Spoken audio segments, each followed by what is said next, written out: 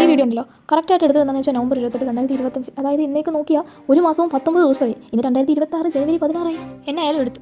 ഇത്ര നാൾ കിടന്നു. അപ്പോൾ ഇത് ഡിലീറ്റ് ചെയ്തതിന് മുന്നേ അപ്ലോഡ് ചെയ്തേക്കാം. ആദ്യത്തെ സ്റ്റോപ്പ് വാളയപ്പുറം അമ്പലം ആയതിനാൽ അവിടെ കയറി തൊഴുതിട്ട് നേരെ അയ്യപ്പൻ്റെ അമ്പലത്തിലോട്ട് പോയി. ഇതാണ് പെരുന്നാട്ടിലെ അയ്യപ്പൻ്റെ അമ്പലം. ശബരിമലയിൽ മകരസംക്രാന്തി അന്ന് തിരുവാഭരണം ചാർത്തതിന് ശേഷം തിരികെ വരുമ്പോൾ നമ്മുടെ ഈ അമ്പലത്തിലെ അയ്യപ്പ വിഗ്രഹത്തിൽ ആ തിരുവാഭരണം ചാർത്തും. അന്നേ ദിവസം ഇവിടുത്തെ ഉത്സവമാണ്.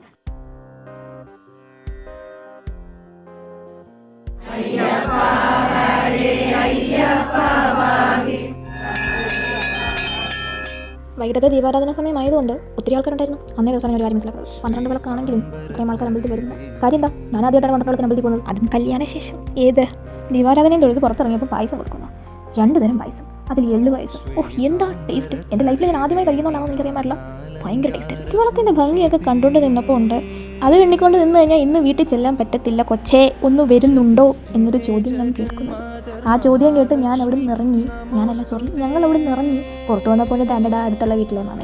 വരുന്നോന്നൊരു ഫോർമാലിറ്റിക്ക് വേണ്ടി ചോദിച്ചതാണെങ്കിലും ഞങ്ങൾ ആ ചോദ്യം സീരിയസ് ആയിട്ട് എടുത്തു. അതുകൊണ്ട് നേരത്തിനും കാലത്തിനും വീട്ടിലെത്തി.